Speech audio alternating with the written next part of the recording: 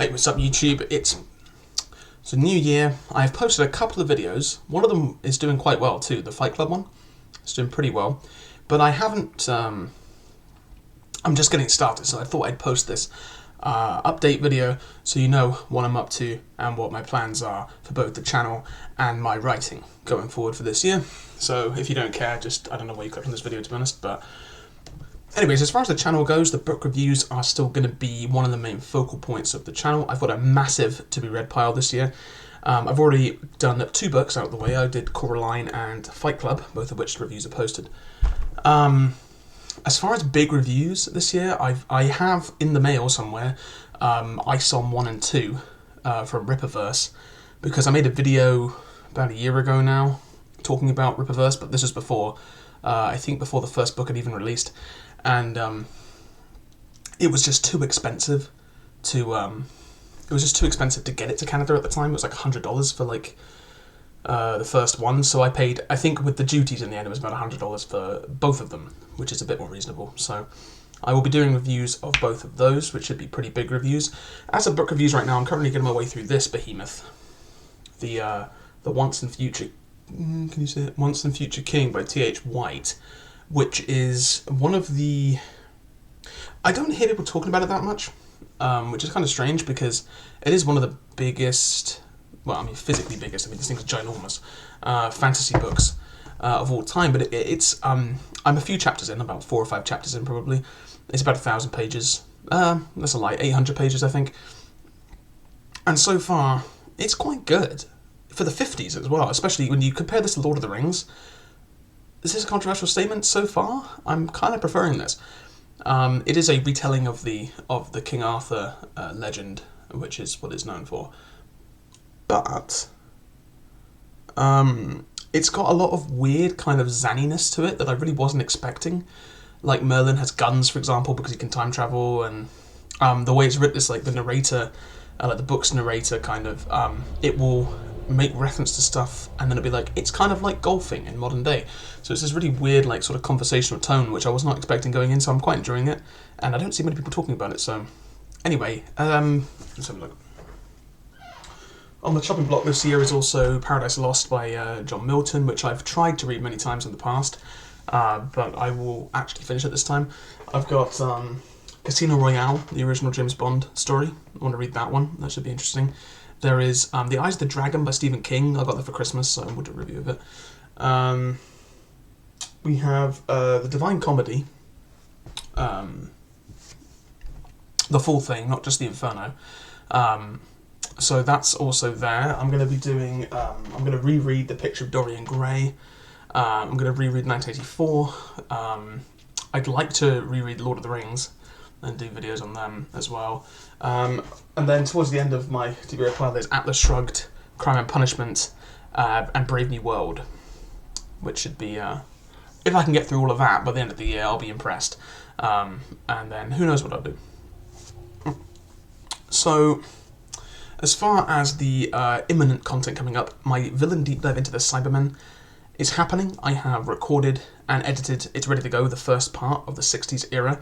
Now I am cheating a bit, I'm not really watching all the episodes, I'm just kind of watching best of reels and discovering the synopsises and stuff like that, because I work, you know, I don't make any money from YouTube, so the day that I start to make money from YouTube, maybe I'll be able to watch the episodes, but as it stands, I don't have time. So I will watch some of them, like I will be watching the Chibnall era ones, just because they should be easy enough to see, and they're not as long. They're like 45 minutes versus, you know, like hours, because of the way that old Doctor Who stories were like 100 minutes minimum. So anyway, yes, I'll be doing that. Yeah, Villain Deep Dive Cybermen, it's going to be split into, I think, 5 parts. And the Cybermen really don't have as many stories as the Daleks did, so it should be a lot easier. I want to do a villain deep dive into the Weeping Angels as well at some point, and a few other ones here and there, like Randall Flagg. I think I'll try and do one this year for him, from the Stephen King books, and a few others like that. I'll do some other content here and there, like lists and sort of things like that when I hit subscriber milestones, really, is when you'll see like my top 5, whatever, One I want to do is my favourite adaptions. I think were better than the book itself, like films or TV adaptions of things that I think were actually better. Because there aren't many, but there are a few that are decidedly better than the originals. And villain deep dives, I'd like to keep going with the long form ones, like I did with the Daleks. The Cybermen will be another one, but I don't want to limit myself just to Doctor Who, because outside of once you've done the Daleks, once you've done the Cybermen, for Doctor Who monsters, there's like the Master, but he's in a lot of stuff, and I don't really want to have to watch that much. When this channel gets monetized, then I'll do the Master. But until then, no. And aside from enemies that appear like 3 or 4 times, like the Weeping Angels or the Ice Warriors or something, there's not really a ton of recurring monsters that really warrant like the amount of videos that I kind of want to get out of them. Like, there's the Master, there's the Sontarans, I guess. But even they, I feel like, could cram the Sontarans into about 1 video, maybe 2. So I want to go into other franchises. Like, I want to do one into the Sith from Star Wars, because I used to be a huge Star Wars fan when I was a kid, especially the Old Republic era. So, and that you could break into so many parts. You could do like the original Dark Jedi.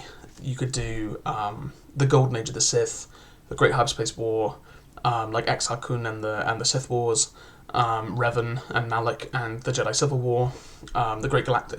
Yeah, you could do Trey and Nihilus and Scion on there too, like the Great Galactic War, like the SWTOR era stuff. Then you do the second Sith Wars. The Darth Banes would be included in that. Then you do like the prequels, the originals. I would be not doing Disney canon for this. I'd be doing the original canon. So then you'd do like all the stuff with like Lumia, the Dark Lady or whatever her name is, and stuff like that. And then eventually ending with Legacy era with like Crate, Talon, and Nil. So that would be the Sith. That would be the Sith idea, but I don't know. And as far as my writing goes, I'm a bit. It's almost like I have creative ADHD right now. Like, I can't quite pick a project. So I want to get a physical release for Seraph of Kitsch, just as a little token. Things up for free, but I'm like, I'd like one, and it'd be a great way to sort of get people to support the channel. Maybe if you just go and pick one up. I also think it's a better calling card at this point than Carrion King is. So I kind of want to replace Carrion King and with Seraph of Kitsch. As far as books go, I was working on a few different ones, but I'm going back to one that I thought I ditched, actually, called Pontiff of Kitsch, which has no relation to Seraph of Kitsch. I just think Kitsch is a good word, and which I've started writing again recently, and I've churned out probably about 10,000 words of that in the last month. So which isn't great. It's put 10 days work from when I used to be on the writing grind set, as they say, but and I'd kind of like to get this out because I think it is a great bookend to my sort of more punk kind of writing style that I had going with Carrion King and Dead Skin Mask and stuff that I kind of want to distance myself from a bit now because I've sort of matured a bit and would like to do something a little bit different. Also, it didn't sell particularly well, so.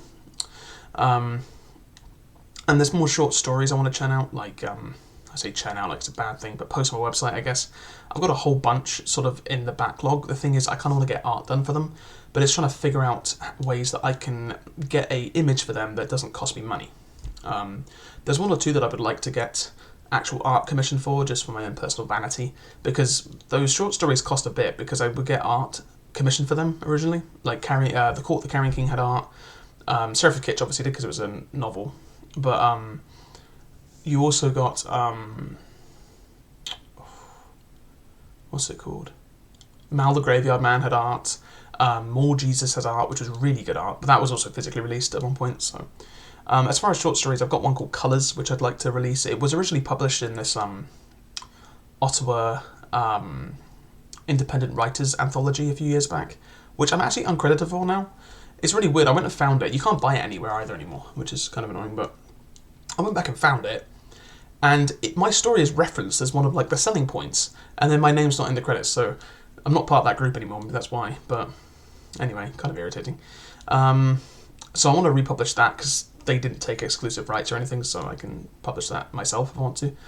And then I have a bunch of backlogs of stories that I've been trying to get published from like into magazines and stuff for like a while now, and nobody ever wants anything. So there's a few like kind of chaff stories, like this one called Mr. Paxton and the Clown, which is just kind of it's a nonsense story. But there's some other good ones in there. I had a horror one I was trying to sell around a while ago, which I kind of like to I'll probably publish myself. And then there's The Kingdom of Rust, which when I wrote it I was very, very pleased with, and I think it is still quite a good piece. And I'm thinking maybe I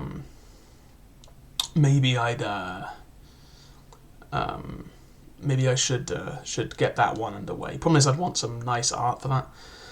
But anyway, so that's me. I've got a lot going.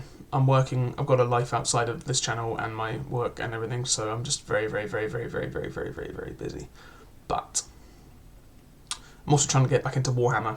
So I've been painting a lot of Chaos Space Marines, or well, repainting a lot of them because I was quite bad at painting when I was younger. But I also have to rebase a bunch of them because GW keeps putting them on the wrong. Like my entire Necron army, like that was my first army when I was like 12. I can't even field it anymore because A, half the units are not what they are anymore, and B, they're all of the wrong size bases because it turns out the entire product line went over to 32mm bases instead of 25, and a bunch of my Chaos Marines are also on the wrong bases. Luckily for me, not as many of them are. Like, it's my Chaos Chosen and all my characters, pretty much, are on the wrong bases, but everybody else is kind of fine. Because I got a lot of the... when they did that re-release... Anyway, I'm rambling. Whatever. Personal life, I like Warhammer. Or I did at one point. Anyway, thank you very much.